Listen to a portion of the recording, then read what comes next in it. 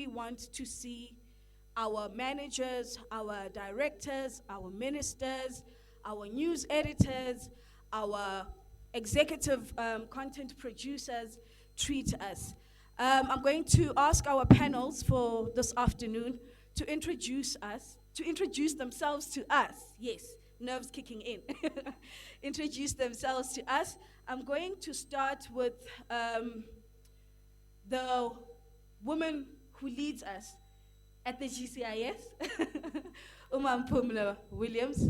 I will ask her to introduce herself to us and tell us what she does here and give us her opening remarks while she's at it. Pumla, over to you. I'm sure it's okay if I stand. I sit here. Yes, ma'am.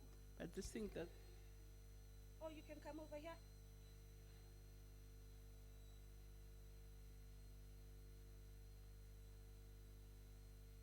Thanks, Bonki. Good afternoon, colleagues. I'm sure a lot of you know I am Pumla Williams. I work here. I am responsible for the communication of government and also for the cabinet. I have been in the public service for the last 20 years. I'm almost like a museum. But I think I'm here because we think that as a country we are facing a challenge, and we're very grateful that the media agreed to come and engage with us, because I think it is important that we begin to engage ourselves and see how do we contribute in fighting the gender-based violence within our society. Thank you. Thanks, and our next speaker, Ms. Marshall. Please come up. No. Come introduce yourself. Hi everyone, how are you? My name is Jay Marshall. I'm from City Press. I'm the lifestyle editor of the supplement called Trending. I've been in journalism for more than 10 years, and I'm here today to talk about the role that the media plays in terms of how in the newsroom we operate and how we treat each other, and then also, most importantly, how we are sometimes irresponsible with our reporting on gender-based violence and representation of women in media. All right, we look a bit tense. Can we loosen up a bit? Clap hands for them after they introduce themselves. Thank you. Thank you. I'm going to ask Ms. Luqolo to come up front.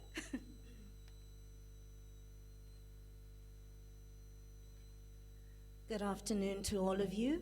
My name is Luqolo Matomela, and I am representing the German Development Corporation and United Nations Women.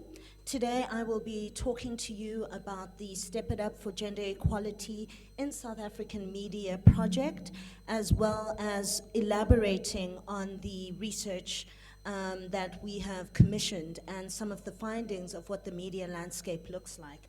I'd just like to invite all of you, if you haven't,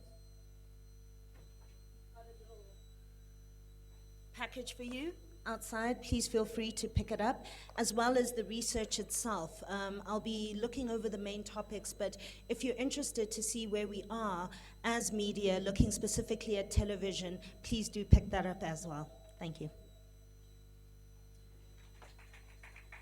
That's more like it. So, as we may have seen in recent media reports, the issue of gender-based violence in this country is I don't know if we could say the media is taking it lightly, because we don't talk about it much, and we only talk about it, or we're going to talk about it now in December, when we are talking about 16 days of activism against women and children abuse. So we have Luqolo, who has done research as part of the German Development Corporation and from the UN Women. They have done research that shows how badly the media is doing in reporting gender-based violence, and that we only talk about it at least 4% of the time. And that is bad, right? Because in a country where on a daily basis we have over 100 reports of women being raped, being murdered, being being killed or abused. We don't even talk about intimate relationship or domestic violence. Violation of women in this country has become almost a normal thing that we always sweep under the carpet. But lately, we have seen how women across the country have stood up to say, no more. It can't happen anymore. It cannot be business as usual. And Luqolo is going to come up front and tell us what they have found as the German Development Corporation and UN Women.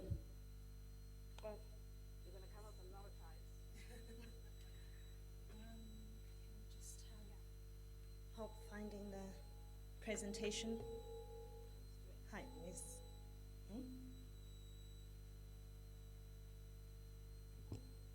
There's a projector down.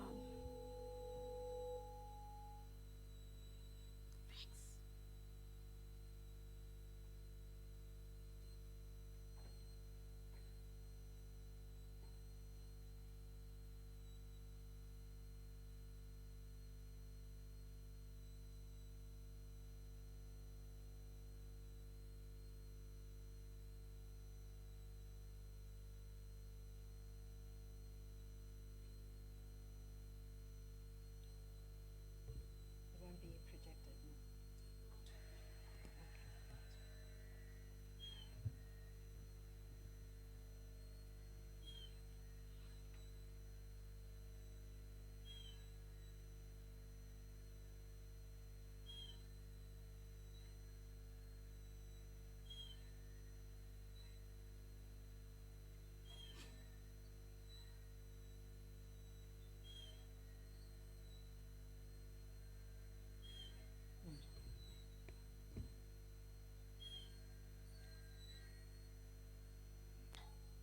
Okay. Good afternoon, everyone. It really is a pleasure to be here. I want to start out by thanking GCIS for convening these dialogues where we can come together and talk about these incredibly critical questions around women representation in the media. As said up top, I'm Luqolo Matomela, and I will be talking to you about the Step It Up for Gender Equality in South African Media project. So, our context in South Africa is chilling and alarming. We are looking at a 7.7% rise in femicide each year, so it's getting worse. We are looking at 1 in 5 women over the age of 18 has experienced domestic violence in her lifetime. We're looking at an average of 100 reports a day of rape, and that doesn't even account for the unreported cases. And we all know the limitations of the justice system when it comes to reporting on rape, the limitations of being re-traumatized when you go and you report. So we can imagine that 100 number doesn't really reflect the society we live in. All of these statistics show the kind of extreme violent side of GBV, but there's also the everyday undermining of women, the catcalling, the knowing that you will be undermined in a boardroom simply because of what is in between your legs. This is the reality that we're dealing with every day. This shows a society that is saturated in patriarchy, unequal gender dynamics, and daily gross human rights violation against women and children. So in this context, we've got to ask ourselves, what role can media play? Now, we all know that media has a highly influential role in terms of our perceptions, discourse, norms, how we think about ourselves, and how we think about the world around us. More importantly, media can play a preventative role in how people think about themselves and the world around them. When stories like Uyinene's tragic story comes up, when Babes Wodumo comes up, Karabo Mukwena, we react. There's Twitter, there's live feeds, but what about the times in between? It's not like violence stops. And this is what I mean when I say how we talk about ourselves and how we talk about gender dynamics can actually prevent violence before it occurs. So, what kind of interventions and support are needed in order to achieve this? So this is where we come in, as the Step It Up for Gender Equality in South African Media project. Now, this is a joint initiative by the German Development Corporation and UN Women, and we have created a platform for a sector-wide dialogue that's aimed at introspection and solution. This dialogue has included industry, civil society, and government, because all these stakeholders are incredibly important if we're going to reach the aims that we're looking to. The dialogue has so far centered around discussing challenges, best practice, and solution towards more sensitive gender reporting and more sensitive gender industry as a whole. Now, our project continues to provide an opportunity for all media stakeholders to self-examine and jointly discuss possible steps towards curbing harmful stereotypes and also promoting gender positivity. You know, sometimes we tend to be quite negative Nancy's, that we're trying to curb the bad, but you can also show the positive side that can really empower women. So this project has been going on since last year, and I just want to give you a rundown of where we are and what we've been doing so far. We began through consultations in the form of workshops and focus groups with all the stakeholders that I have outlined. And more importantly, we culminated all of these. We consulted with community radio stations, we consulted with regulatory bodies, we consulted with GCIS, which has become a fantastic partner around this in terms of the government structures. And we also consulted with media houses themselves, media houses like 702, SABC Television and Radio, to try and outline what it is we're dealing with. And this all culminated into us hosting the Step It Up for Gender Equality in South African Media Conference, where 3 main focuses were outlined. So first, fair and unstereotyped storytelling to create social change. What do we mean by that? So when you're telling a story, you know, we all come with our biases from our cultural practices from home, and then you ask yourself, how can I use this powerful storytelling for social change? I think an excellent example of this was Soul City, who started with the premise of HIV and said, we want to tell a story that's going to create social behavior change in the world. And so we saw intersections, you know, come up. And there's so many more possibilities of us as media practitioners thinking to ourselves, so we have this problem, how can we tell unique and interesting stories that will confront it? The second is sensitive gender reporting on gender-based violence. So here we're looking at how we report on GBV in general. You know, something as simple as language. You will see a headline that says, a woman was raped by 5 men while walking home from a tavern. Already that sentence, you have skewed the audience to start victim blaming. Why was she walking home from a tavern? You've already put the focus on the survivor as opposed to the perpetrator. Something as simple as a slight tweak where you say, 5 men raped a woman, full stop. And the focus then becomes on those 5 men. And why were they raping and why were they at a tavern? You know? So we've really got to think about how it is we report on gender-based violence. And then the third tier is behind the scenes. I think with the Me Too movement, and I Believe Her, we've really seen that sexual harassment is beyond rife. You know, at the conference, one media practitioner, Palisa Litlaka, spoke about how when she went on set, there was a male colleague and they were supposed to do an intimate scene together, a kissing scene. And he rocked up still drunk from the night before, and he was vomiting. And she says in the entire sort of production, everyone was like, ha ha ha, Rosie, you're gonna have to kiss him, hope you have mints. And when she refused, the focus went on her. You're being unprofessional. We paid for this scene. You've got to do it now. Whereas clearly the conduct of the man showing up at work drunk should have been the focus. And this is how rife it is. And outside of just the sexual harassment, we're looking at gross pay gaps, where men and women do the same job, where women get much less, and also general everyday undermining.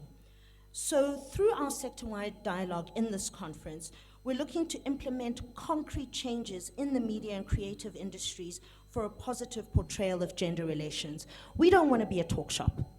So if we're not a talk shop, we've identified certain solutions that can happen. With sensitive reporting, it's as simple as junior reporters getting gender sensitivity training, learning about language, learning about how to interview survivors in a gender sensitive way. In terms of behind the scenes, we need code of conducts, and not just pieces of paper, but we need code of conducts where the reporting structures are absolutely clear. Who can you go to and what consequences will there be? So now that I've spoken about our project, and as I said, I invite you to read more about it and join us, we need you to, as organizations, assist us in implementing this so that you can pledge your support and step it up for gender equality. Now we're going to move to what are we dealing with? So in Southern Africa, right now I'm going to start with an overview before we navel gaze as South Africans. Women's sources only represent 20% of all sources, so 80% of stories are being told by men. Women are more likely to be seen than heard. GBV accounts for just 1% of the stories told. Now let's take a closer look at television. We commissioned research that Gender Links conducted into gender diversity and GBV in South African television. We looked at 600 hours of programming spanning television news, entertainment, and children's programming.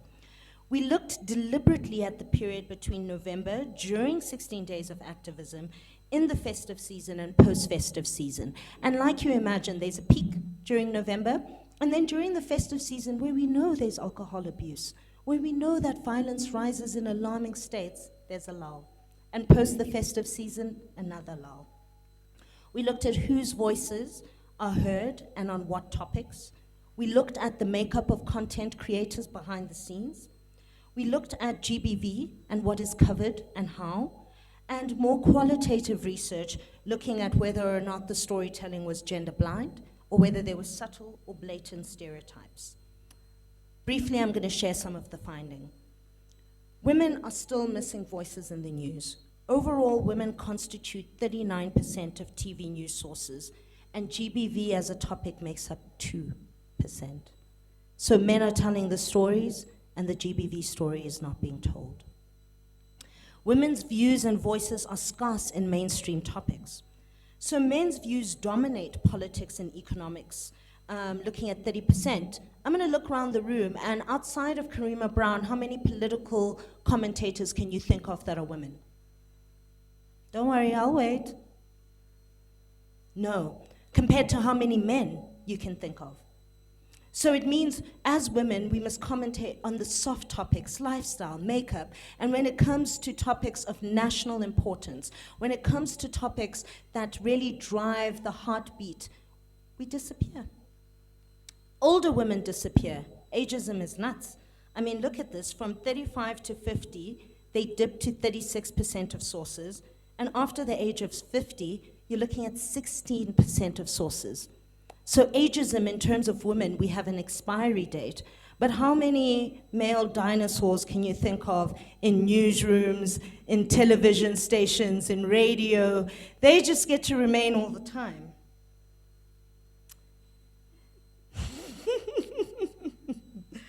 Men dominate decision making.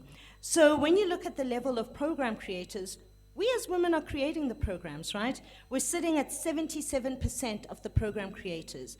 You go up a notch to director level, and it's just 15% women. So it means women are doing the work, while in the decision-making processes, where men will come with their biases, with their cultural practices, with these patriarchal norms that I've outlined, and they're the ones driving the content. More importantly for us as a prevention program, there's very little focus on prevention. The breakdown of the GBV topic shows that prevention just constitutes 5% of GBV topic in the news and 29% in children's programming. More stories on rape, right? Especially if it's gruesome, we'll hear a lot of stories on rape. But what about intimate partner violence, domestic violence? It's become commonplace, and as long as we're not putting a focus on it, it means it becomes normalized. Stories on where to get support are still sparse. You know, only 16% of TV news stories mention where you can go for help. So that means we report on everything that's happened, but what about the millions of women and viewers sitting at home wondering, this is happening to me every day. Where can I go? That would be such a simple thing. At the bottom of a news story, just say, here's where you can go. In the beginning of a news bulletin, here's where you can go. It would be a simple change. And we also found roughly that there's still strong elements of gender stereotyping, especially in entertainment. Now, this research is chilling, but we as Step It Up for Gender Equality aren't taking it lying down. We want you as organizations to help us step it up. Our dialogue is still open to you. And we really, really invite you to contact me, give, what kind of interventions you might need, and where and if we can support. This is why we're here. And please do spread the word about the Step It Up for Gender Equality in South African Media project, as it is ongoing for the next year, and we won't stop until we see a more gender equal world through the lens of media. I thank you.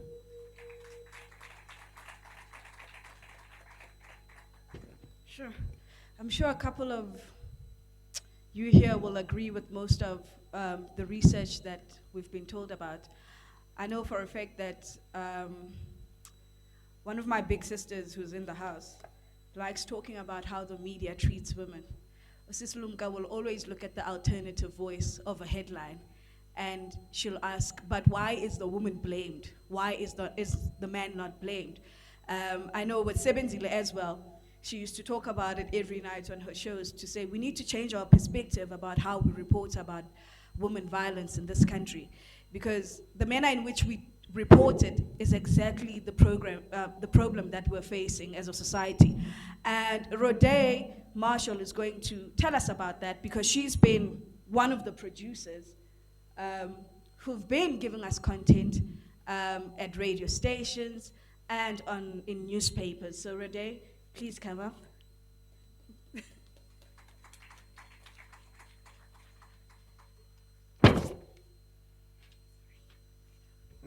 Hi. So regardless of your choice of media, you'd have a good chance of encountering stereotypes that perpetuate gender discrimination. We're sexualized by our colleagues, communities, and male interviewees. I think that in this room, with a lot of the reporters, probably all the women.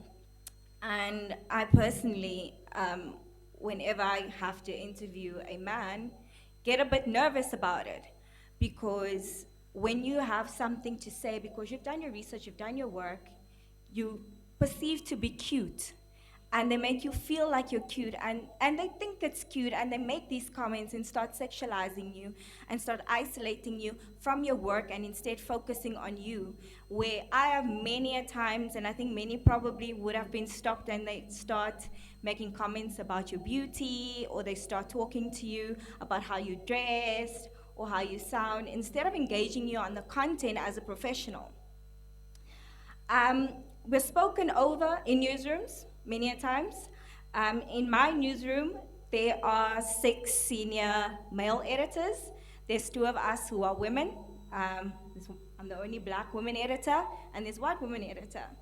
And you, as we all know, then get into a space where when we are dealing with gender-based violence, that when the subject comes up, the topic only gets prominent placement in your publication if it is a hot topic on social media, if everyone is talking about it, and especially if the woman who is a survivor or a victim is beautiful.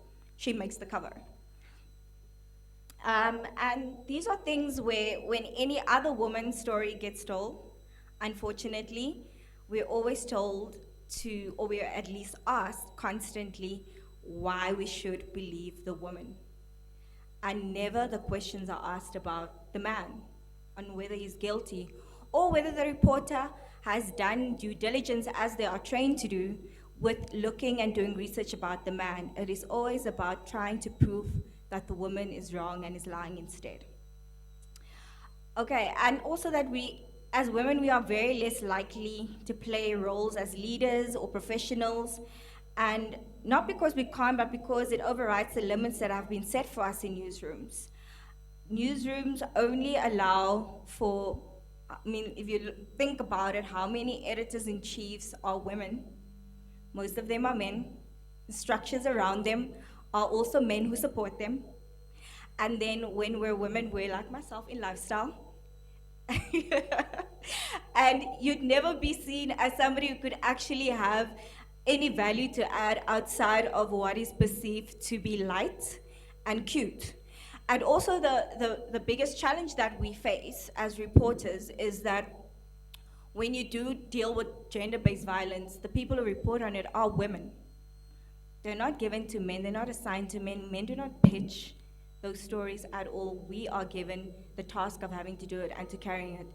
And the biggest problem with that is that women get re-traumatized because we're the ones who walk out every day scared of whether I'm gonna make it into my car, into my home safely. And also, victims of rape have to report on rape. And there's no support structures that are given, and no one is debriefed about the trauma that they have to reface, or the fact, like I personally, when I did a lot of Me Too stories, when I've had to transcribe those stories, that after you've listened to somebody for hours talk about the trauma of their rape, you now have to re-listen to it. And then you still have to go and argue with a room full of men about why the story is important. And that's the fact of what we face in newsrooms. Behind the scenes, men still occupy 73% of top media management positions, according to another global study spanning 522 news media organizations. While women represent half of the world's population, less than 1/3 of all speaking characters in film are female. Cyber violence has extended the harassment and stalking of women and girls in the online world, so it's not just on the street, you're also having to do it on social media. So it's the media's responsibility to recognize the central role it plays in shifting the gender stereotypes that influence how we think and how we act, which is difficult when senior editors are mostly male. The number of women in the media must increase, including in decision making. More should be done to represent women as leaders, as role models, and to abandon stereotypes. We should be encouraging women's training, adopting professional guidelines to reduce discrimination, and establishing media support groups, and especially becoming mentors to each other. As young Black females working in media, there isn't enough of us at the top, and so it is our responsibility towards each other to start gathering ourselves together and giving each other support. Women's involvement in information and communications technologies and media networks, including electronic networks, are some of the ways we can strengthen women's roles in democratic processes. The percentage stories reported by women has to edge up, but even a cursory look at media content will show how far there is to go. Women should have an equal right to participate in public debate, including in the media, and offer insights and ideas that must be heard. And it's going to start by us being deliberate. You have to be absolutely deliberate about who you're speaking to and also who is speaking. If you are going to I mean, it's easy to call them in, like you said. Like, it's very easy to get hold of them, but you have to start being deliberate about what I've started is that we have a list of women experts that you have to go to that first. Always a Black woman first. I'm very deliberate about the covers that we put out too. The quota of how many women are on the covers as compared to men in the arts and entertainment industry.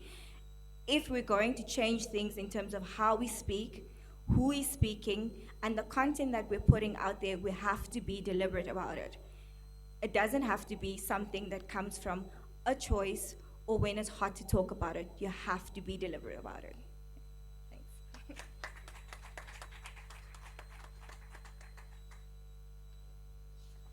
Thank you, Rode. Yeah, quite chilling revelations there. But we know they happen. We're quite aware because some of us who are in this room have been in those positions. I'm going to ask Ma'am Pumla to come up front and talk to us about what government is doing to ensure that we change the way we do things as government as well, how we speak. When the story of Uyinene came out, there was a lot of backlash about how government communicates on gender-based violence. And Mam Pumla is going to speak to us about that.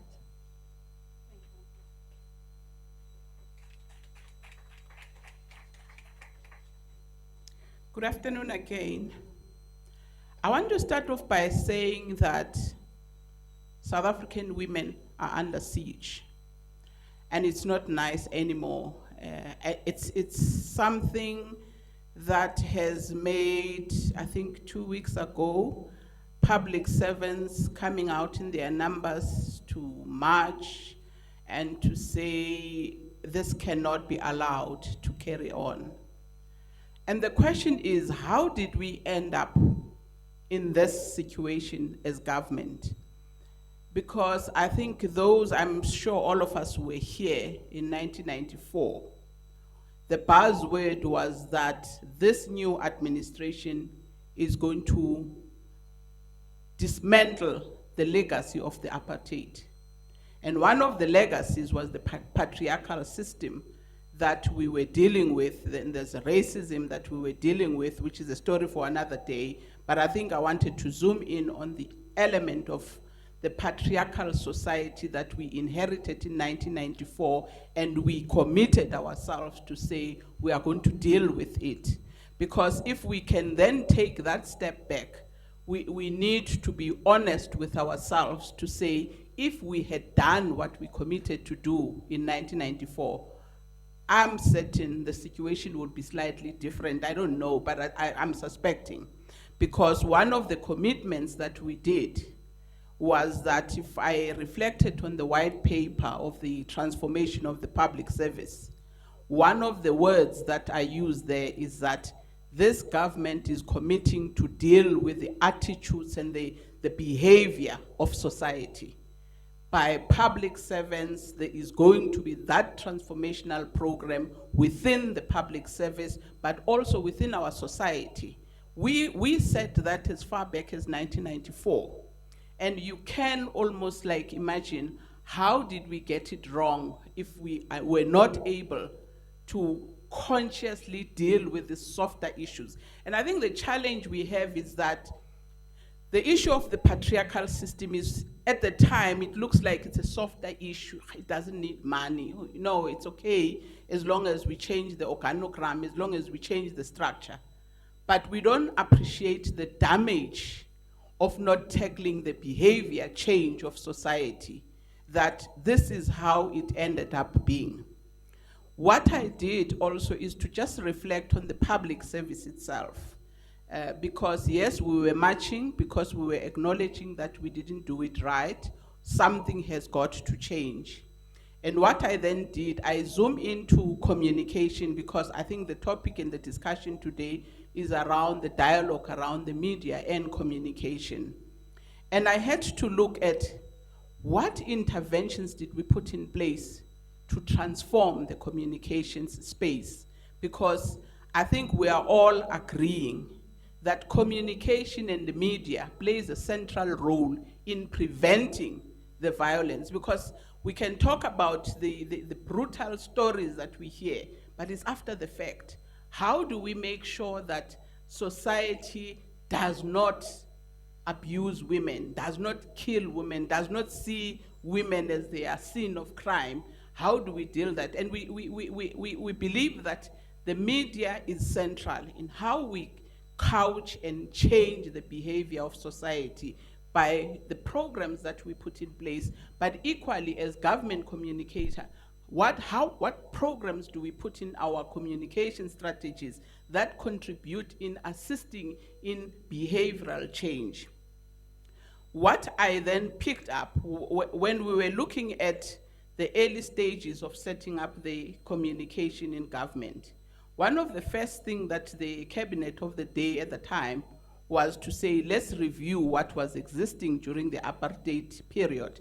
Because I think all of us, we know those publications that used to be produced by the then Bureau of Information, publications that were almost like entrenching racism within our communities.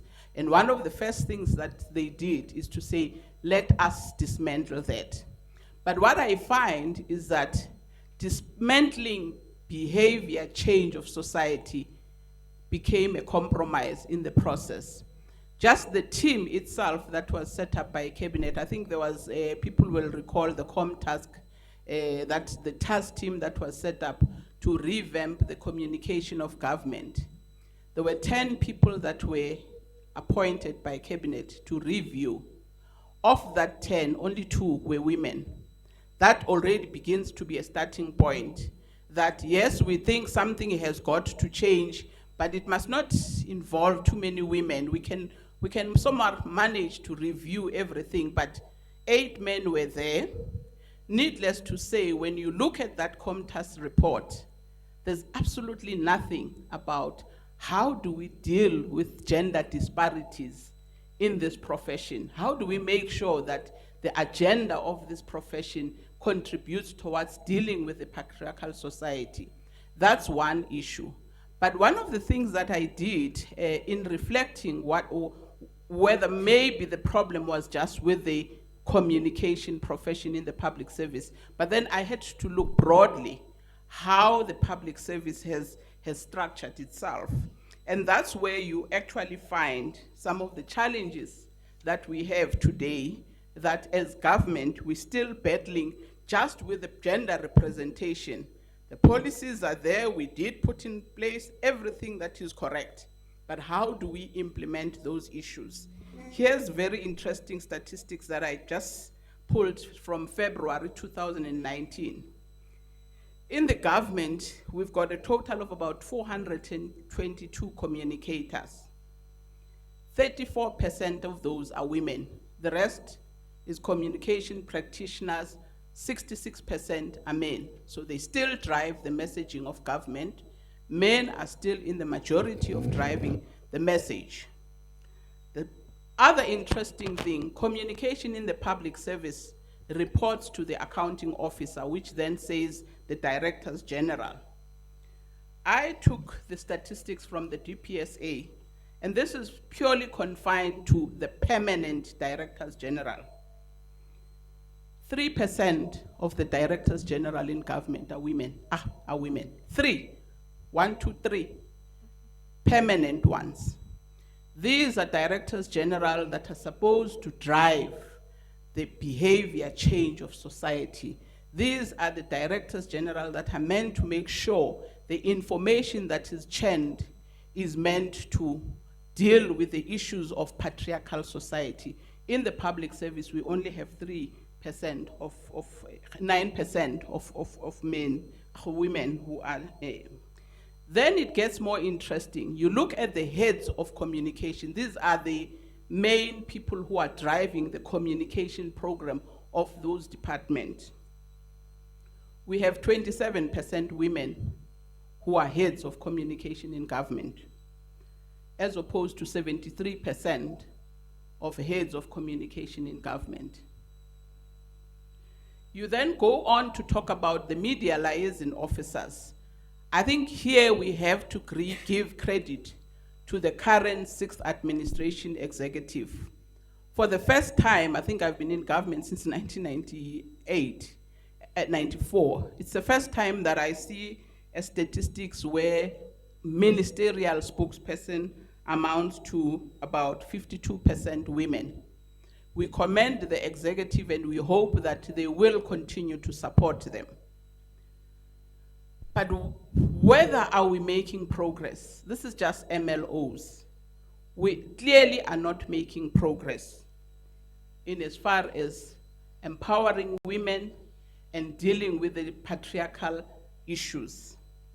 What I did, I interacted with a couple of communicators in the public service to hear what are the challenges they face.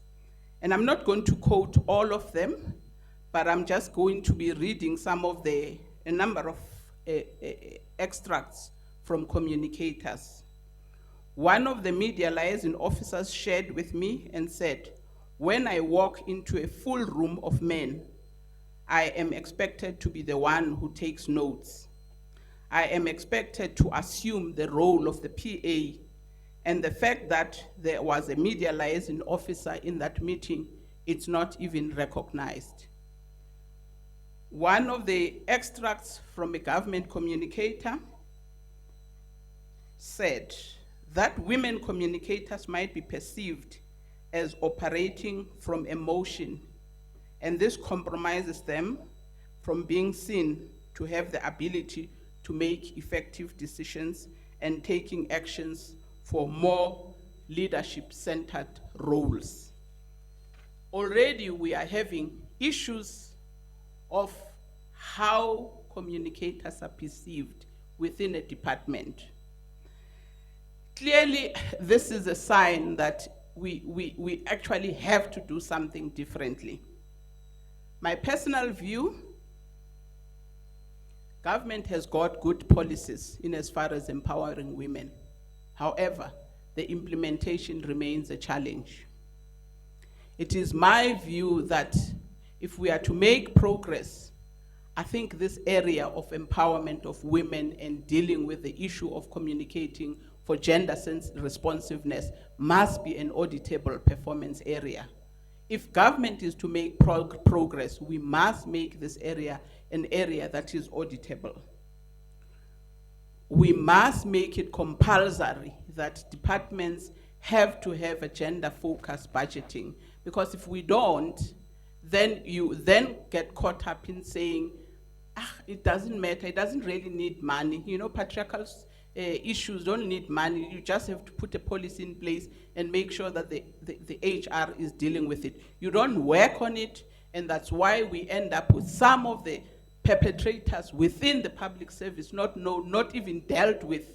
Because I think if we make it our project to say we will have a program that empowers public servants and make them to be gender responsive on issues, I think we will remain challenged. For me, I also think that in the public service, we cannot assume that the 1.2 million public servants do not have the perpetrators within themselves. And therefore, there has to be a program that is compulsory. I don't think we can say, no, they did, the person did go for gender mainstreaming course. It has to be every year. Every year, there has to be a PDP that enforces a training of public servants, irrespective, because I want to view that, yes, the women are under siege, but I think a lot of them do need a bit of training. We do need to empower women what is right and what is wrong in as far as their rights are concerned. And I think we need to also invest in training, because you have had situation where a person is dying inside, she's facing challenges, but he doesn't know what to do. And we do need to invest in training and strengthening that. Yeah, I think I'll stop here. Thank you.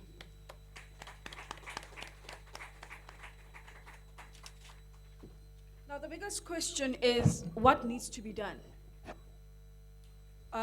What do we do, like I said earlier, to change how women are treated in workplaces, either in the media sector or in government?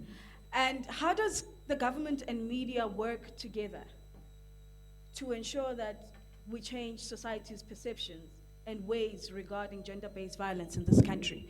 So I'm going to open up the floor for questions, and I don't know if, where's Tseho? I can't see Tseho. Okay, there. So you can just either by a raise of hand or you just, oh.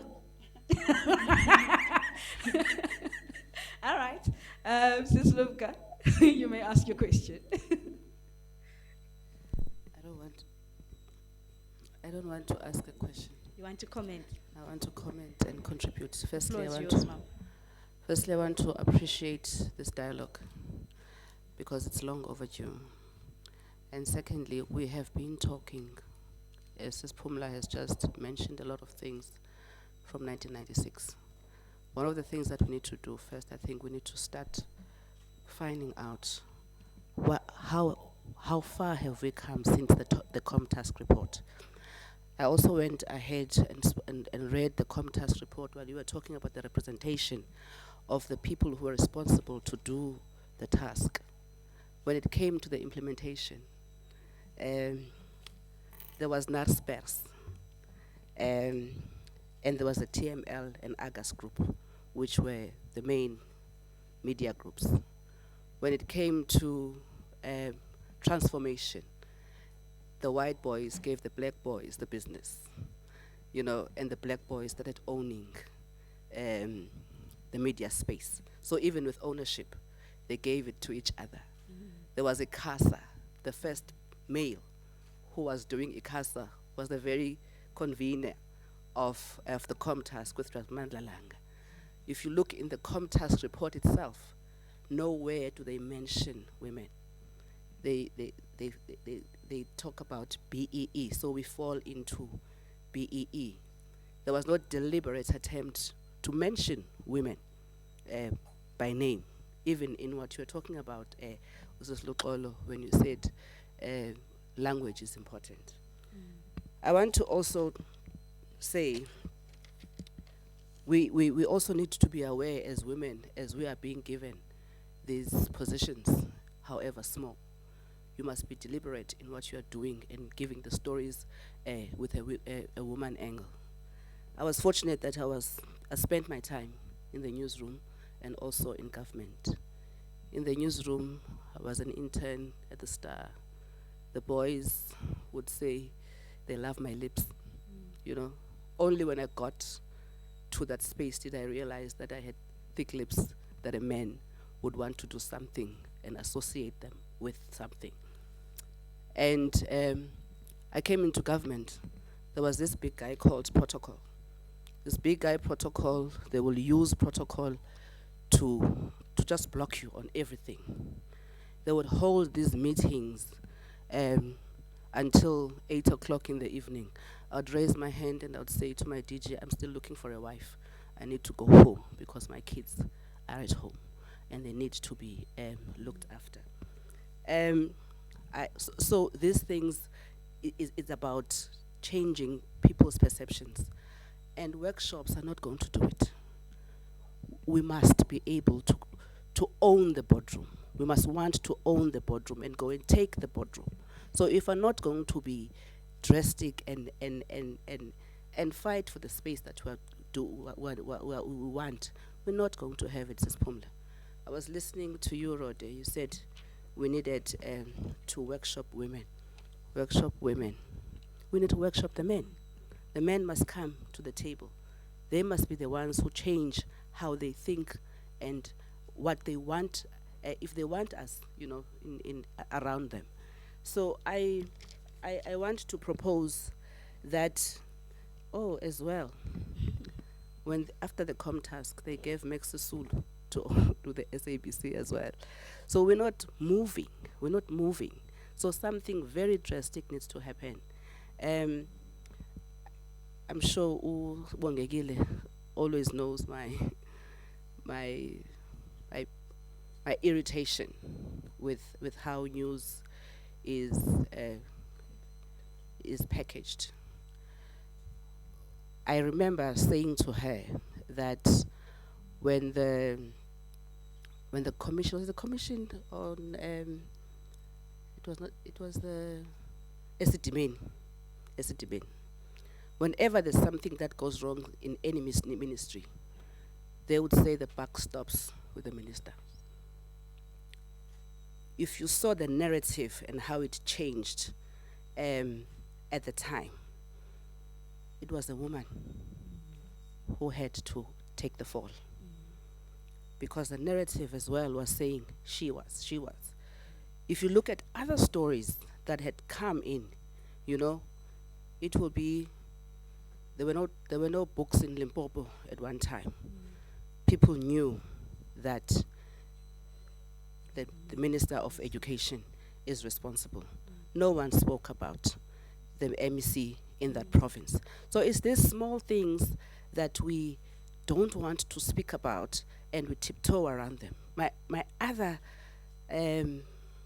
irritation, if I may call it irritation, this organization, we had Joel Nachitenze, we had Temba Maseko, we had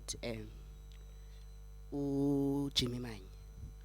For the past how many years? We've had an acting woman DJ at GCIS. We have now advertised the post. I don't know how many years you've been here at GCIS, but we don't want to talk about that. Is it fair that when it's a man and when it's a woman, we respect the man better and we don't respect the woman, and she has to act for 10 years and nobody says anything about that? So we need to start talking about these things and talk about them very honestly and not tiptoe around these issues, because if we don't call things by name, we will still be here 10 years later.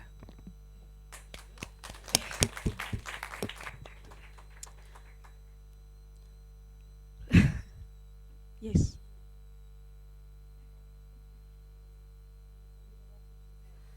I said action, one. I said deliberate, attempt to make sure that we put women in the right places. It must not be business as usual. The way we want to workshop women all the time, we're not workshopping men. We're not saying to men must stop doing that. We're saying that women must be sensitized to understand these things. What are you doing when you get interns as a woman in your organization? What are the stories that you are telling her? Are you accessible to her when she comes to come and work? Do you tell her that they will talk to you about how you are dressed? They will tell you that you must go and do photocopies. They will do all these things to degrade you. So what are we doing ourselves first as women before we go to men? But let's stop saying we must workshop women. We've been workshopped. We see it, we know it, we live it. We need concrete things that are not going to allow men, when we are at work and they think it's right to keep us in meetings until 8 p.m. in the evening, when they know that the white paper on families in this country says households are being led by women. They know that most of us in this area, we are single parents, but they feel it's okay to make sure that they keep us there. They want us at 8 a.m. while we need people who must drop our children at work. So these are the things that we must call by name instead of just tiptoeing. Exactly what I was saying with Sis Pumla. Why is she still acting? All right. Yes, ma'am. Good afternoon. Can everyone hear me? So I'm currently running a radio station in Braamfontein. It's an online radio station about education. And I think my success right now, and that's why I was on my phone, I was just checking now how many women I currently have on the team, and we're sitting on 59%, which for me has been like the most heartwarming thing about this. Simply because the environment that I've created at work has been so conducive. It's like fertile ground for women's growth. And I made sure that it's that, because I only work with young people anyway, and I don't want to, sort of expose them or show them that the world actually doesn't need women. Like, I want them to know that. But I think the biggest challenge of, one, running a media company, and two, being a female running a media company, is that 100% of the time I'm engaging with men. 100%. There's not one time where I went into a meeting or I went into a partnership engagement and I was talking to another woman. I was always talking to men, or if I was talking to the woman, it's because the man wasn't available at that day. And I have a serious problem with that, because one, there's a certain way you have to dress. For example, the way I'm dressed right now, that would be seen as bait. I'd either, one, get the deal much quicker, or two, have like eyes at me. And we all know how uncomfortable it is to have those eyes, because it's very obvious. It just pop out right of their heads. But I think we really now, as women, and you're very right, the fact that we need to now create that space for ourselves, even in the small place that we're in. I mean, if you are an editor, and you have women that are working with you, that enough is a table. Even if you have one other person, we are still at a table and creating that space for women to grow.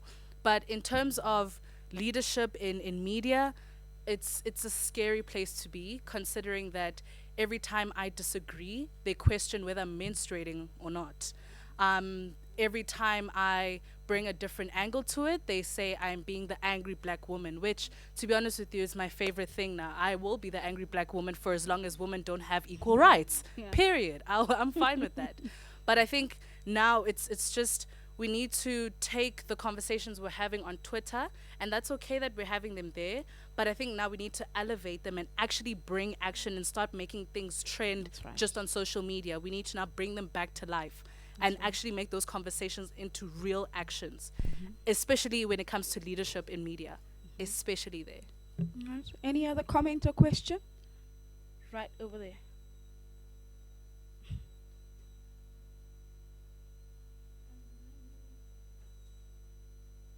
Just press.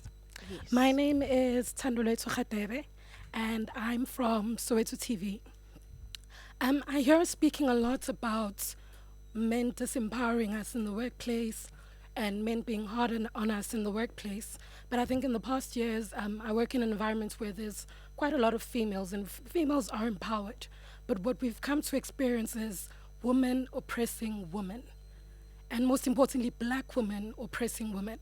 The same people that should be opening the doors for us, the same people that should be giving us a platform to have a voice, are the same people that oppress us. And it becomes easy for the men on the corridors to oppress us if your CEO is going to oppress you, or your station manager or the newsroom editor is oppressing you as a woman.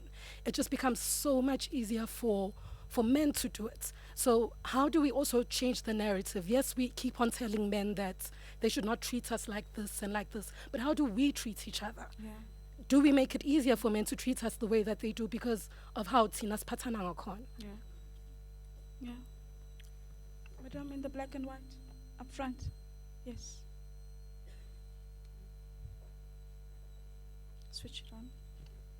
Yes. Thank you. All right. My name is Bosi Nduli, and I'm interested in actually having a discussion about women in media and how and the ownership of media by women.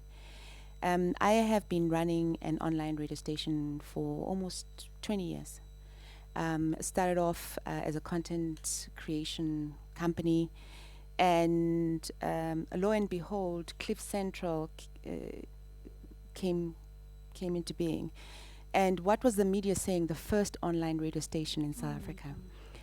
And I'm the first online radio station in South Africa. Yes, we. Then Touch HD came into, and every day there's stories about Touch doing this, Touch doing that, Touch not doing that. And I just want to concur with my colleague behind me in terms of the support by other women of each other.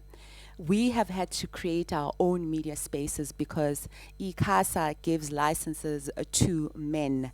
The entry into ownership of media comes at a price, from like literally a price where you have to have a lot of money to be able to start your own media platform.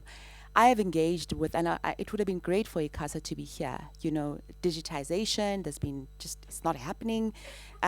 We are in an environment where I know that we're making quite a big difference.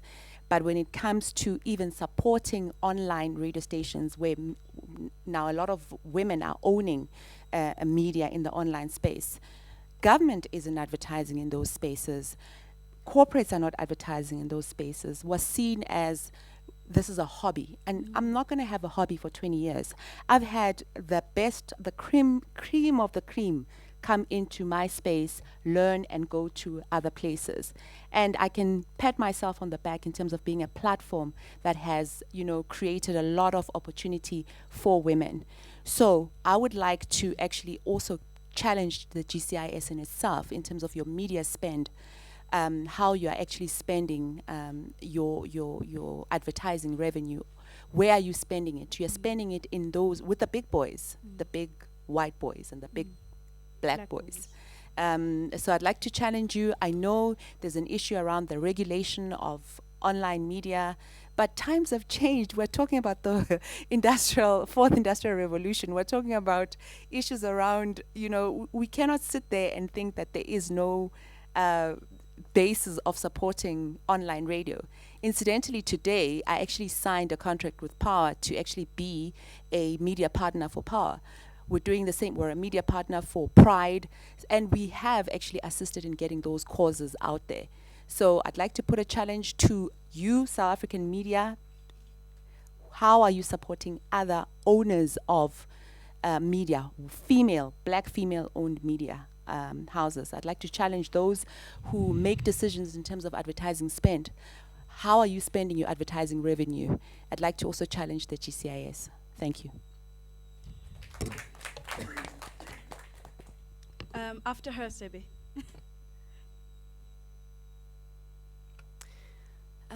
Good afternoon, everyone.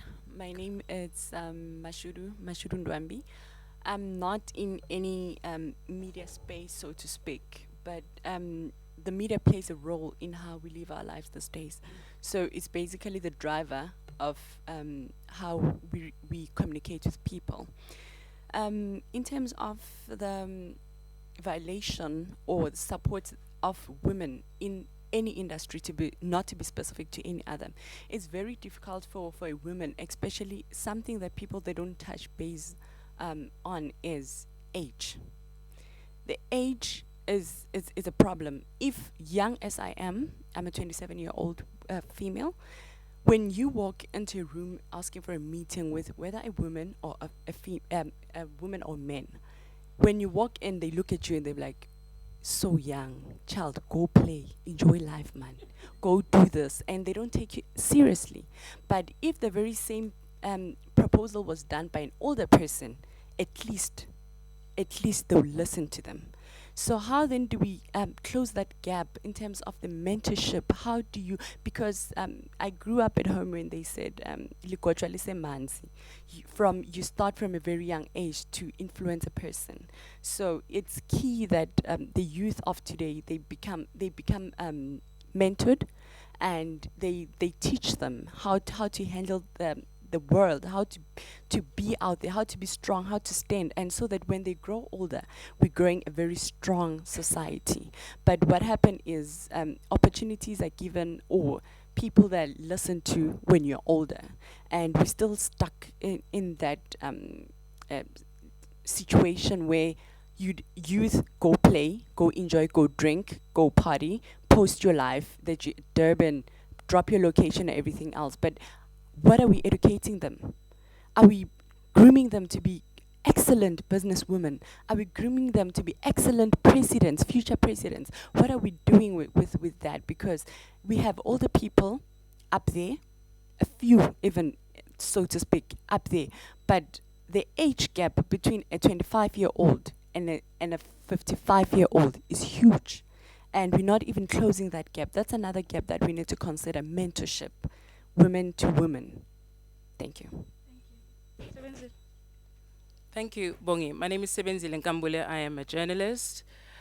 Just quick 3 points. The issue of the power of language was touched on, and particularly by you, Ms. Williams, where you were saying that we want to understand how it is that we are where we are as a country, where GBV is where it's at, where the gender pay gap is appalling.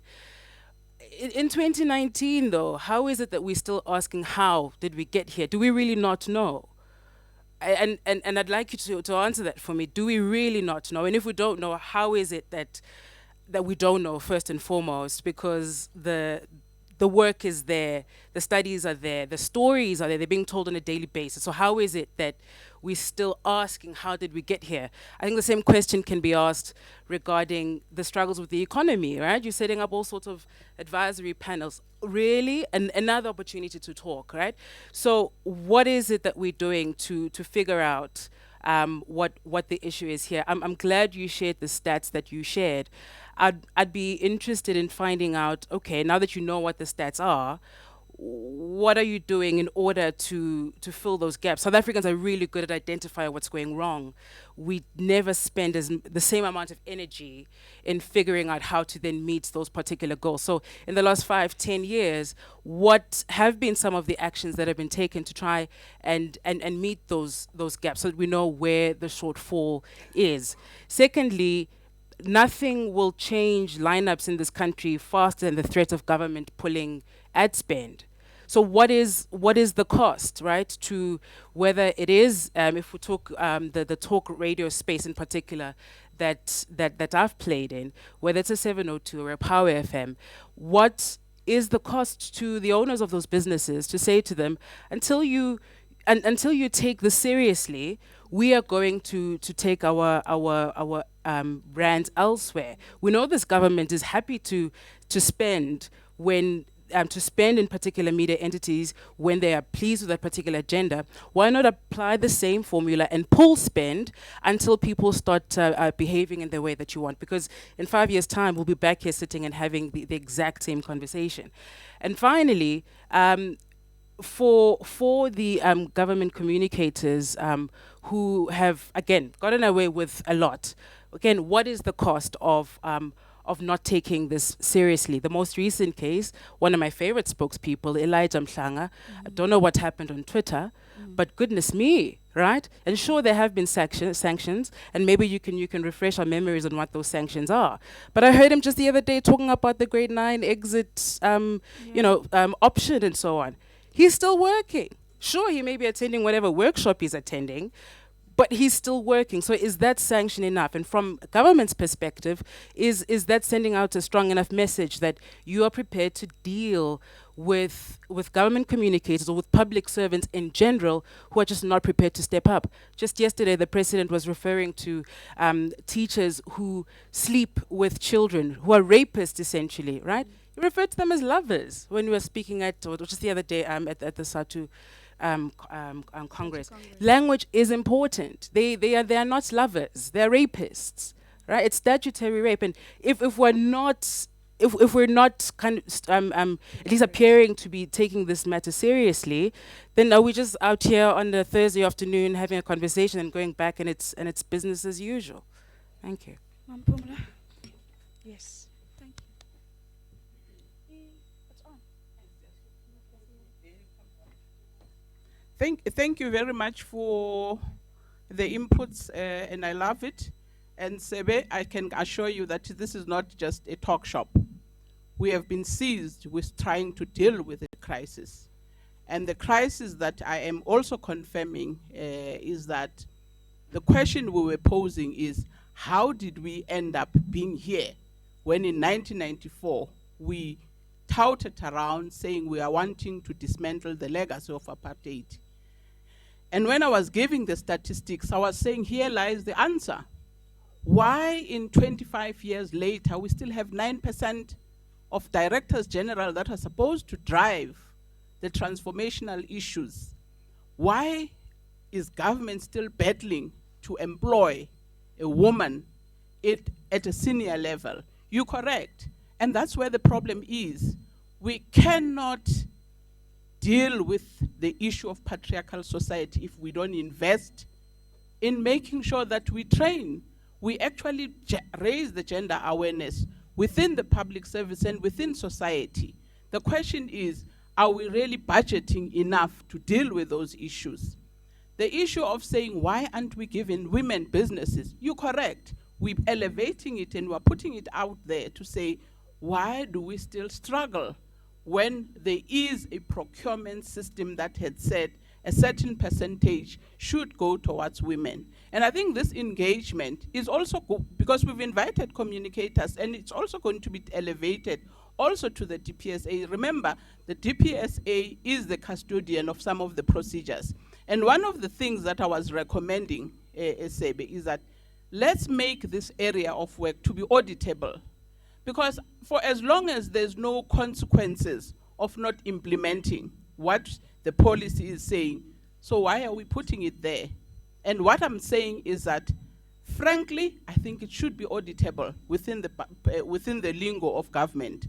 For as long as we are not going to have an AG who's going to say, can I have a look at your budget? What is the slice of your budget that went into? And my view is that we can do that because National Treasury will always give you templates to say you have to budget for this, you have to say how many. We have to make sure that we do that because then it is a compliance issue.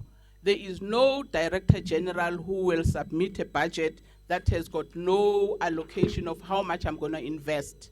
There has to be consequences. If a director general is going to say, I have PDPs, and in all performance development plans of my portfolio of workers, there has to be some kind of investment in saying, to what extent and am I allowing the resources to train my staff to be gender responsive?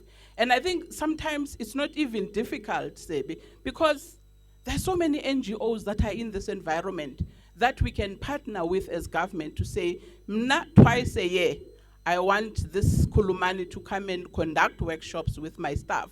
Because I think as long as we don't invest in things like those, we will always be found wanting. And I want to extend it to say, all of us, even employers, even media must invest in saying, I will do some training for my media house, because they somehow don't see anything wrong. And I think what is more dangerous, Sebe, is that you know the undertones that were mentioned by, you can't touch them, but they are more deadly.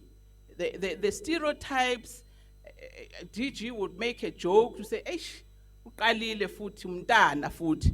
It's those subtle things, and then when you confront, we say, no, it's a joke, I was not really serious.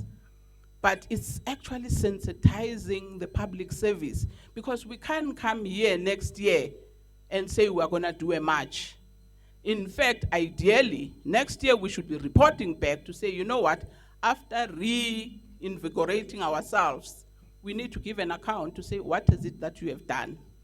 I think if I respond to the question you were asking around why we are not allocating to women, we're working on doing something. It's a pity because this is not the forum, but I think maybe offline we will talk about it. But there is a commitment of saying, yes, National Treasury, we are having problems of them complying, but we have to make some kind of inroads in making sure that this thing is happening, because we're acknowledging ourselves, not only women in particular, but upcoming media houses. I think we need to invest in them.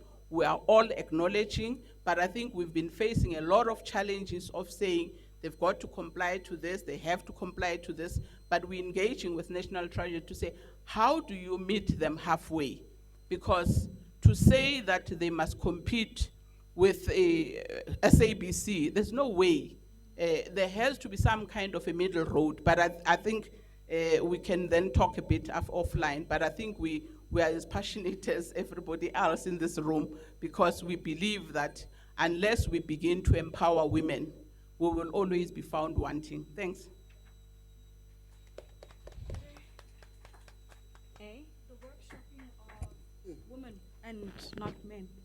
Oh, no, maybe I didn't word myself correctly, but I meant creating support structures for women in media. I think that it's come up with almost everyone that has been speaking, is that you feel isolated as a woman in a newsroom. When something happens, your editor or your manager is most likely going to be a man, and the newsrooms are juniorized. There's very young reporters who don't have the experience or the courage to speak up when they are being harassed or being bullied. I'll give you 2 examples of where I have personally felt completely isolated because I don't have a senior woman editor that I can go to in my space.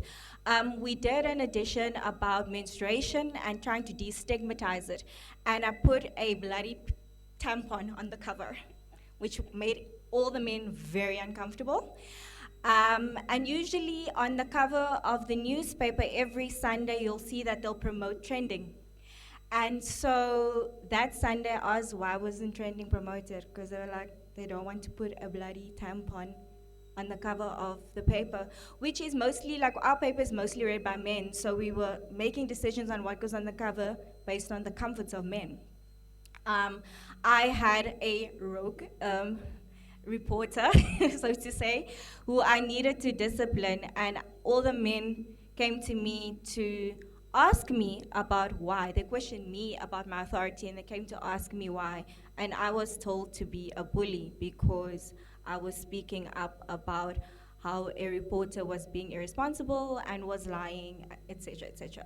But I was made out to be the bully. And so that's where it comes in, where when women speak up and where women have an opposing view, especially when it comes to men in the space, that you are meant to look like you're emotional and you're angry and you can't handle your feelings. And I've been told that many a times. I have been asked, even last year, whether I'm on my period.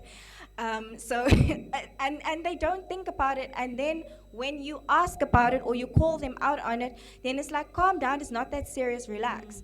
And so what I meant by that is that, like, creating support structures, especially for younger reporters, young women reporters, so that I can speak up. I've learned, like, if I knock and I knock, I'll kick the door down, and it's taken me years to learn to do that. But I do think that we, as women in the media space, should create a support structure for each other, and help each other, because it is a tough task to take on. All right. I'm going to take questions for the last round. Yes, finally. I was about to ask, why are the men in this house quiet? So, Babu Chabo. Thank you, and good afternoon, everyone. Good My name is Chabo Baloy from the Commission for Gender Equality. Thank you. Lumga, you've spoken my mind, and I've said this before, that why is our sis Pumla still acting? I've said it several platforms, even outside GCIS, to say that patriarchy doesn't want to see a woman empowered in a position that, will be authoritative to men. So it's something that, from the feminist agenda, we must decry the fact that, she has been acting for long, and she's not just endorsed, a position is being advertised, and something that, we all, from the gender sector, we must decry this fact and raise our voices on the rooftop. And on Bongekile, on the issue of my dearest friend Elijah, which Yes. Sibinzile has asked, I even declared internally that Elijah is my friend. I I spoke to him after I saw what I saw for something like 30 minutes on the phone, driving from Johannesburg to Pretoria. Elijah, why did you do something like this? Was it excitement? Was it you were ill-informed of the danger of the repercussion thereof?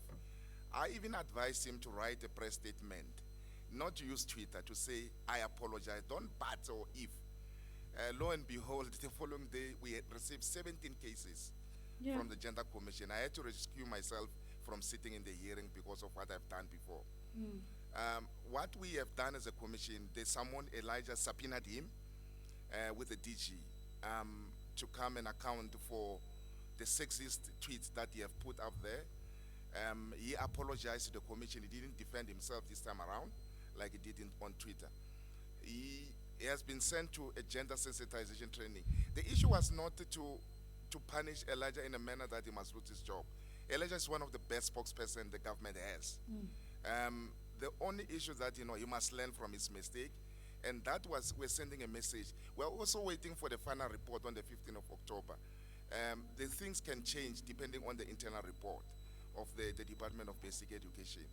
And on the issue of the president, the statement from the president, we condemned it from the commission because the messaging was very wrong. The president might just have said that, these rapists that are raping our kids as secondary parents shouldn't be allowed in our school. Instead of saying love us, stuff like those. So that was something that, we're missing the point, and we even blame the people closer to the president. Why are they telling the president at times when the issues, the rampant scourge of gender-based violence in the country? And finally, there's an issue that, worries us as a commission. The generalization of the newsroom, and maybe Rode might be aware of. They don't even know what questions to ask. They will send a message to you, can you tell us what is it that you need to ask? And when dealing with gender-based violence, it's very sensitive issues. That's why at times they don't know what the headings, to them it's a cliche to have a heading. Not knowing the consequences of the heading that might cause. Making the secondary victimization of the victim in themselves who are victim of this issue. Blaming the victims most of the time. So those are the things that, I believe, sitting here today, we need to engage the media. We need to identify the specialists in reporting gendered issues and train them, mainstream them, so that they can get to understand where we're coming from. Because if we speak with one voice, it will help society that, tomorrow is not, we're not saying that, they must look at the angle that, we want to advance, but they must do something that, will benefit society and report in a manner which is, it's satisfactory to all of us and to society at large. And I believe, says Pumla, it's not the beginning, it's not going to be the end. And at times I don't identify myself as a man. We'll do more in order to help where we can as a Commission for Gender Equality. I thank you, Bongekile. Thank you. Slunk, we'll come back to you. We wanted solutions. You have given us that DG's percentages of women and men and how the disparity is there. Go on, check the chief of staff. Go on, check the chief financial officer. And because these are strategic positions where when you bring in and come and talk about budgeting and giving it to women owned publications, it is going to be the man who's going to make that decision for you. If you are in the minister's office, it's going to be the chief of staff who's going to make that decision so that your ideas can go. I want to also say, in the Department of Social Development, we have a gender-based violence command center. It geolocates where you are. So you don't have to tell us where you are. You can just pick up the phone and say whatever you want to say. And if we see that you are in danger, we can find you. We can link you also to services on the ground. Again, it is also disability friendly, because if you are deaf, we can be able to communicate with you. It has been there, won international awards, but in the country you trying to give the number to journalists, or you could try to give the number to anybody, nobody is taking that number.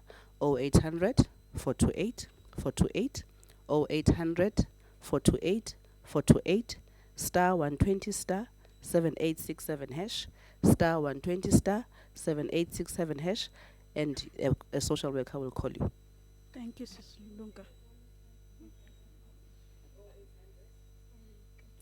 0800 428 428, 0800 428 428. The men are not writing. Star 120 star 7867 hash. It's a please call me number. So if you don't have any money, you can just send a please call me and the social worker will call you.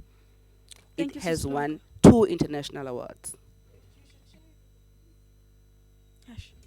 We are connected to the police. Yeah.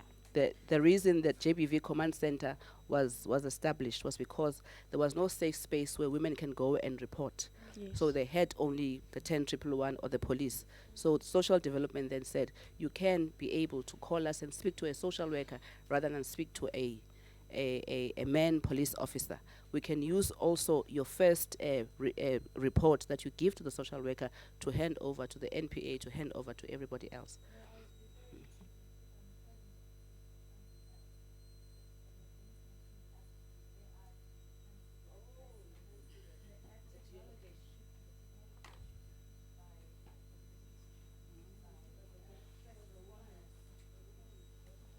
Thank you. We'll take it outside. Your turn. Thanks very much. My name is Seema Ramnaran. I'm one of the 20% of heads of comms who's a woman. I'm at higher education and training. I want to thank the panel and GCIS for holding this forum. I think it's long overdue. But just to support the sentiments that have prevailed about being deliberate, I think Rode, was the first one who said it, be more deliberate. And then to Sebe's point, I think where we completely miss the boat is in our implementation, because we are really, really good as a society in terms of identifying what our problems are. And then we are brilliant at putting together plans to take us where we envisage we want to go. And then we fall short in implementation. Just a few things on experience, because I have wide experience as a journalist in the private sector from some of the bigger media houses. And I think Rode's point about being deliberate, we've done it, where you say, or we've felt it rather, because I think I've jumped across the floor now. I think we had a particular department that said if this narrative does not change, and this was closer, I think just after the dawn of democracy, if the narrative does not change, we will withdraw advertising. Yeah. So as a commercial broadcast entity, when you hear that, that is when you get the attention of the higher ups and the CEOs, etc. But I think again, implementation, when we say about, we want to be deliberate, let's not send the biggest bull into the china shop, because as government, now that I'm on this side, this is what we tend to do. We get caught up in analysis paralysis. We get the plan and it says we must do this, and then we launch into it without any consideration for the how. So you cannot, with media, then be prescriptive to say this is the angle, we want to see it. So it's a delicate balance that we need to strike as government and the private sector. On the matter of giving smaller media companies a bit of a leg up in terms of how to get in, I think there is work for point noted. I think there is work for us to do as government in terms of assisting the smaller companies, because they truly cannot compete. When it comes to things like tenders, the reams of paper that need to be printed, the number of documents that need to be certified, it's insane. So I think we look forward to that engagement to see what Treasury comes back for. And I think the point from the gentleman cannot be underscored enough. I think the step that we miss as government is we think because people are prominent as private sector practitioners of journalism, that when they come into government, they're going to shine, without the big realization that government is very prescriptive. I hear the laugh, I feel, it's that. I think going back to basics in terms of, again, being deliberate, there's nothing stopping us from government from onboarding even experienced journalists. When I came in, I came in as an editor into government, but then you are new to a completely different environment. Teach even seasoned journalists, a lot of them are now MLOs, about processes of government and, of course, of how to engage. And then the last point that I want to make is about when we speak about the need to empower women in the workplace and also teach men, I think we've passed that point now where we say, every time it's women, we acknowledge we have to do it. But when we do it, I think let's be very deliberate about what we say. It is wrong for you to make a comment about Lumka's lips, but this is the correct way to do it. Because I think you'll find a lot of the time when you engage with men about these things, they are utterly clueless. I remember when I was a journalist, when we're talking about issues of child rape, you will have male police spokespeople who will say, he proposed love to her and she declined. He was not proposing, he raped her. It's that, and it's about language. And I laugh when I heard Roday's, my last point, Roday speaking about the tampon. Have you seen all sanitary towel adverts? Always even represents blood as blue. We can't even on TV, it's blood. It's only ever going to be one color. Yeah. We can't. And then my parting shot about washing powder and the advertising industry, we won't even go there. We must be singing, and it's only women who wash clothes, and it's only black women who wash clothes, nobody else does. The So we've gentleman got a in long the way blue. to go, but this is a starting point. Gentleman in the blue shirt. Yes.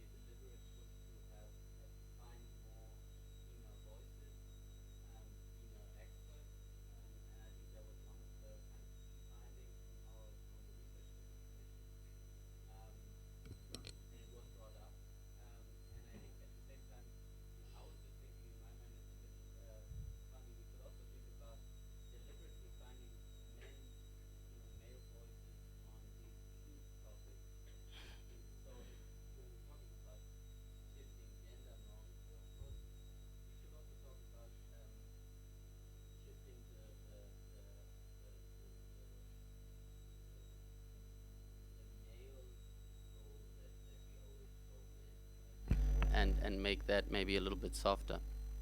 And then I took down a couple of points because I thought now a couple of people mentioned that we really need to, from all the talking and identifying of problems, we need to come to a point of what we should do. And I want to ultimately thank everyone for making a few points that I noted down. And our project, in the project that Molo and I are working on, we are also now moving towards to identify what can actually very concretely be said that that could change, and how could we support that change, support media organizations or organizations that we partner with in making that change. Could there be trainings, but could there be work on sexual harassment code of conducts within organizations?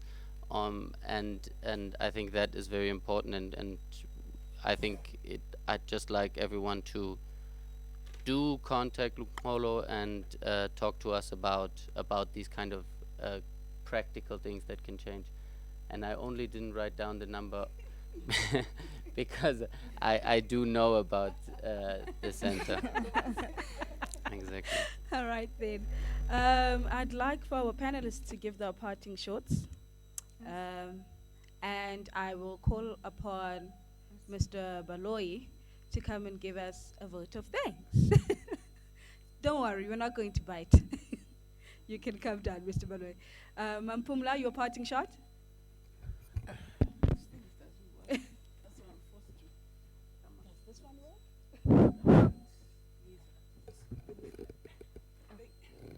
Thank you very much. I think for me, this was more than we anticipated to get out of it. I would really like to thank everybody. But I think as my parting shot, colleagues, it is my view that we are underestimating the challenges that we have in the workplace in terms of gender responsive training of our men. Because I think there's an assumption that, no, it's okay, she understands, she has got a wife, she's got girls in the house. And one of the things that I often find so irritating when people speak and say, our women, and I have to keep reminding to say, you are not I'm not yours, you don't own me. Then he says, Pumla, are you feeling offended? And genuinely, wrong. No. You guys, is it wrong? So I said, it is wrong. And you find a lot of that. So I think we're underestimating.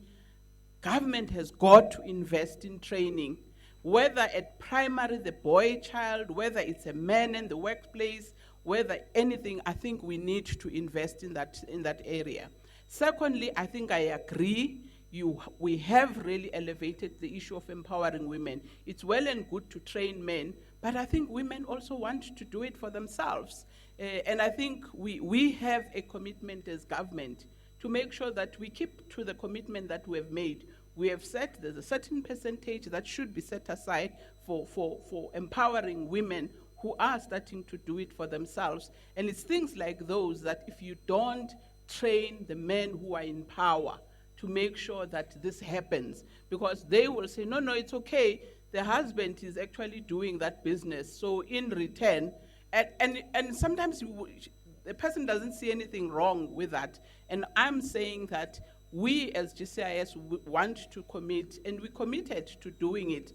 But I think one of the things that I should say up front, the digital space, and I know that you made reference to it, I think we're still struggling with getting Treasury to understand the direction in which is going. And I think that's the discussion that I will almost engage with you. And lastly, I think for as long as we don't make consequences for those who violate the rights of women in the workplace, I don't think we're going to make progress. Because a person will say, no, I'm sorry, I didn't mean it. I think it has to start biting, that if a person is being accused of sexual harassment, there has to be consequences. There's these things that they say, what is it, security clearance. It comes and it says that she has beaten the wife, she's busy beating the wife, then you then say, no, it's a home thing.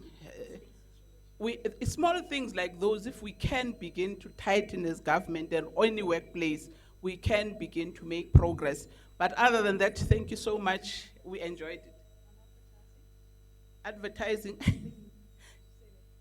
What did you say? I can't remember. What did you say, Sebe? Sorry. Is it Utendo? Oh, okay. We will. Controversial one. Roger, please. I think mine. Yeah, it works. I think just for me, if Sis Bumla can just take to the men in government to be conscious about how they speak to and treat my colleagues, so that I know from reporters who work as political reporters and report on government issues that they do get treated as also, like I said before, like they're cute and like they're just a body and they get sexualized. And that's something that is, we need to just create safe spaces for women who are in media.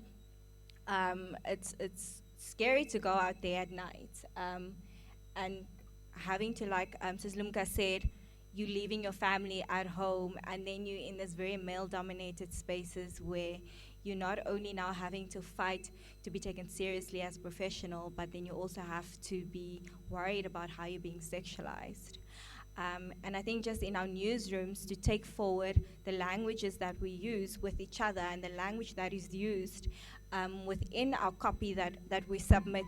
Specifically, I have a colleague of mine, he used to sit on a Sunday with a red pen and come back on a Tuesday when his diary meeting with marks of where stories in the newspaper incorrectly reported on women when the story was more skewed towards men than women, and when, for example, women were just blatantly sexualized, or a person like Bonang Muteba wouldn't be called a businesswoman, she's just a media personality because she's on TV, where she's a very successful businesswoman.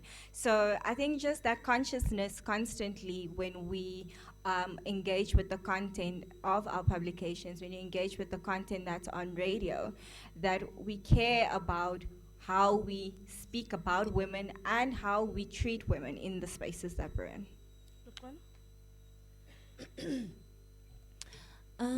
I think that, yeah, it's on now. Yes, ma'am. I think that at the end of all of this, we need to come to a point of gathering and putting together the kind of solutions and interventions that have already been spoken about.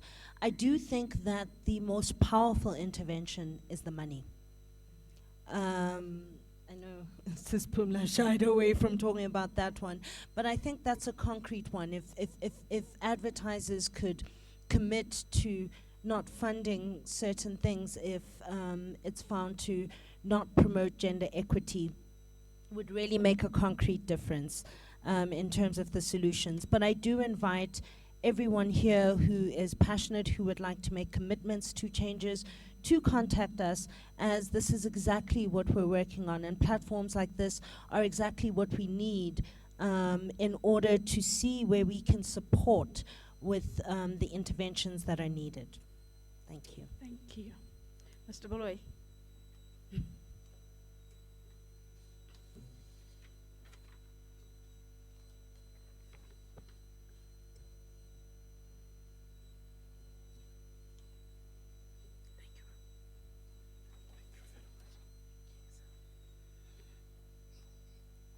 I will start at the beginning. Let me take this opportunity first to thank you, Program Director, but also to thank the panelists, our DG. And she knows I call her DG. Ne? I have a problem with this word acting. You know, I call her DG. And also all of us who are here. I think after listening to what has been said, and the different experiences that were put, I can openly say that I think there is a lot of work that should be done, but at a socialization level. I think how we were socialized in our country, we were socialized to say men are different from women. And from that small age socialization, it then creeps out to reflect what is presently happening in society. I want to give an example, and DJ, I'm happy that I'm a little bit older, more than 21 years.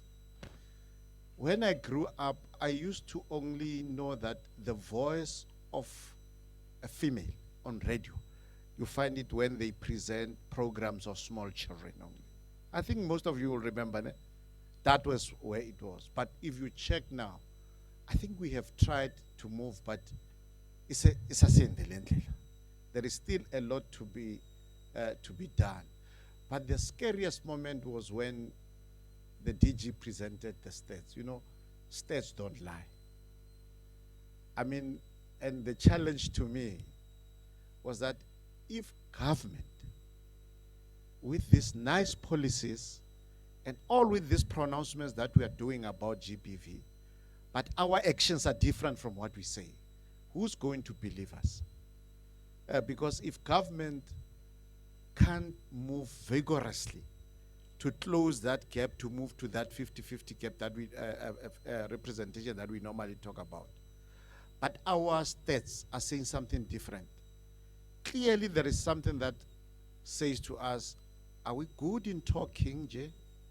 Are we reacting through talking when there is an event, and from there on, we quickly go back to what we are? So that is a challenge. But however, the good side of it is that the voices have been loud these days, very loud, to an extent that we start to check ourselves. And that's why this session, actually, is one of those sessions that says, this is a mirror. Let's talk about it. So I think we should not take it as an event. Let us take it as a process to say these are challenges that we are having as a society. And it's not going to be an event, it's going to be a process. But however, a process must have champions. That's why I was happy when the challenge was not only put towards men only, but it was also put to women, to say, as women, whatever small space that we have, how do we use it as a launching pad to our issues? And I think we should appreciate that. If you remember, though it was for a brief moment, one of our presidents, former president, President Mbeki, I think he was the first one who introduced a female president to this country, Mlambo Ngcuka, if you remember. Though it was just for a short period, but it started to open up, you know, the vistas of thinking to say this is the other way that it can be explored. If you remember also the former national speaker, Membete, she also acted as a deputy president, though it was for a short period.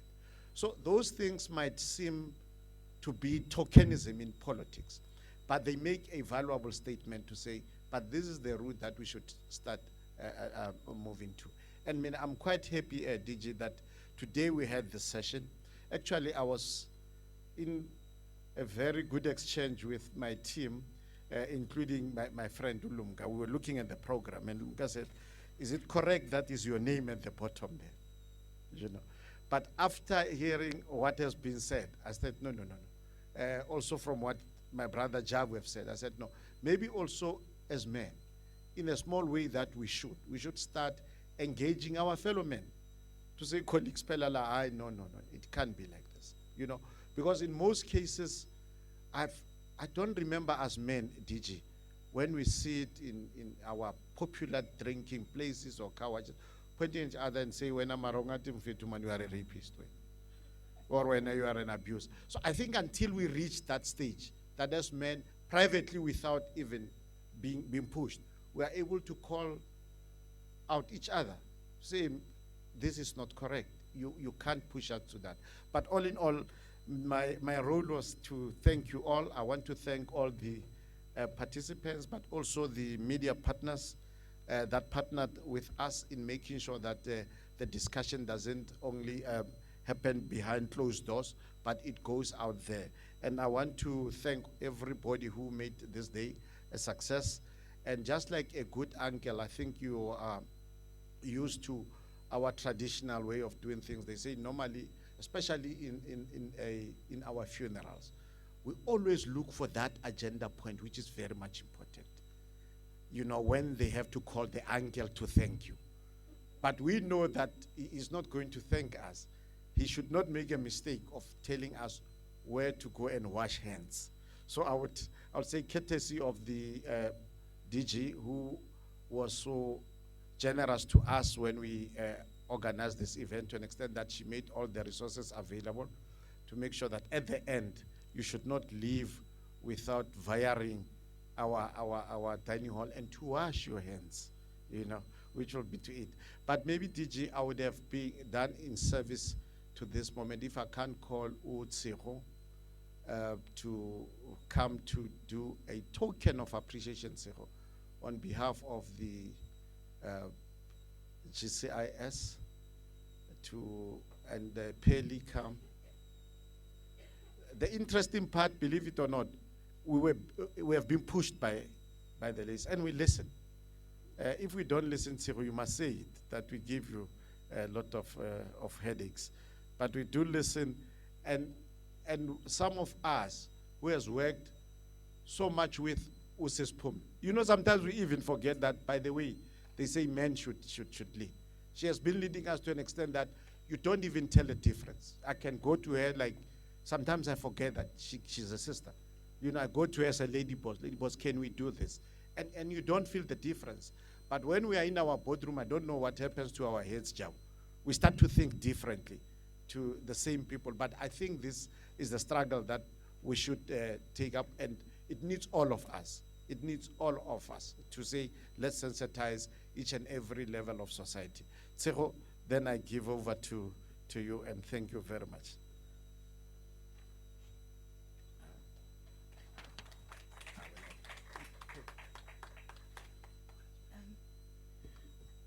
In parting with all of you, I'd like to say thank you very much for gracing this occasion. And I'd like to send a special thank you to Piret at Media 24 Ads 24. I know that the GCIS went to speak to Media 24 about taking this conversation on GBV forward. And you guys listened to us. And in less than a month, we came up with this event, and you gave us Rode to participate in this panel. I think that is what action is, and we'd like to thank you very much for that, as well as your small token of appreciation for the panelists that you have shared with us.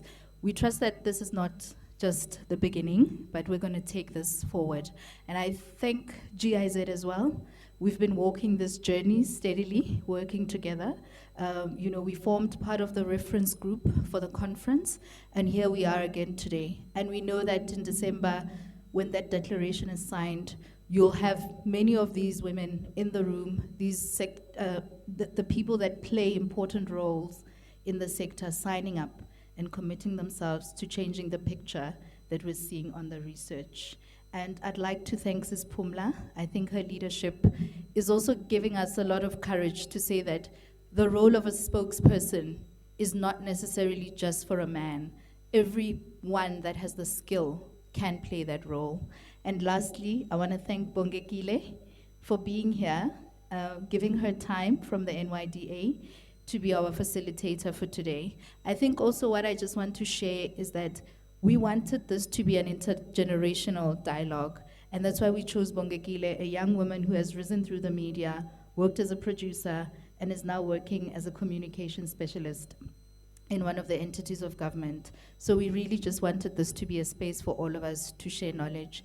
And once again, I can't overemphasize the thank you by Mr. Baloy and everybody here at GCIS. Thank you very much. And we trust that we will go forward with the proposed actions. So bear with us when we call you and say, can we come and act? Please be there and be available for us. Thank you very much. So we'll give our panelists their tokens. Thank you.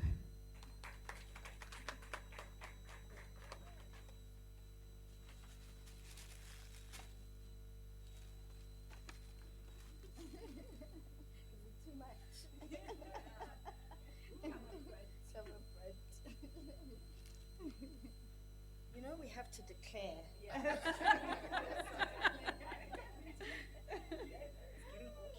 Right? Yeah, it does.